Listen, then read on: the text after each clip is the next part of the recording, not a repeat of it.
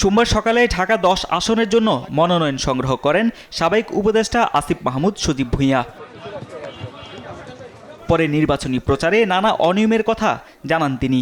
ইতিমধ্যেই আমরা দেখেছি যে আমাদের আসনে ঢাকা ১০ আসনে যেই নির্বাচনের আচরণবিধি অন্যান্য প্রার্থীরা সেটা লঙ্ঘন করছেন। অনেকেই নির্বাচনী বুথ স্থাপন করছেন, যেটা আসলে ২২শে জানুয়ারির আগে করার কথা না।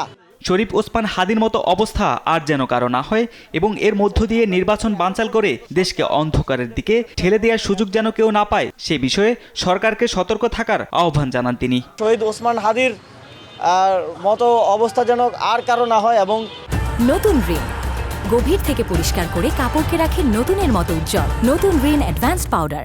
এর মধ্য দিয়ে দেশের পরিস্থিতি অস্থিতিশীল করা, নির্বাচন বানচাল করা এবং বাংলাদেশকে একটা অন্ধকারের দিকে ঠেলে দেওয়ার সুযোগ যেন কেউ না পায়, সেটা সরকারকে নিশ্চিত করতে হবে। জুলাই গণঅভ্যুত্থানে নেতৃত্ব দেয়াদের টার্গেট করা হচ্ছে উল্লেখ করে আসিফ মাহমুদ বলেন, এখন পর্যন্ত শরীফ ওসমান হাদির হত্যাকারীদের গ্রেপ্তারে সরকারের ব্যর্থতা প্রার্থীদের জন্য ঝুঁকি তৈরি হয়েছে। এখন পর্যন্ত সরকার আসামিদেরকে গ্রেফতার করতে ব্যর্থ হয়েছে। আসামিদেরকে আইডেন্টিফাই করা হয়েছে, তারা কোথায় আছে তাদেরকে সেটাও সরকার নিশ্চিত করতে পারছে না। এটা অত্যন্ত দুঃখজনক এবং এই জায়গা থেকে শুধু আমি না, সকল প্রার্থীর জন্যই একটা ঝুঁকির জায়গা থেকে যায়। বিশেষ করে জুলাই গণঅভ্যুত্থানে যারা নেতৃত্ব দিয়েছে তাদেরকে টার্গেট করা হচ্ছে বলে আমরা বিভিন্ন মাধ্যমে শুনতে পেরেছি, জানতে পেরেছি। এনসিপিতে যোগ দেবেন কিনা এমন প্রশ্নে মন্তব্য করতে রাজি হননি আসিফ মাহমুদ।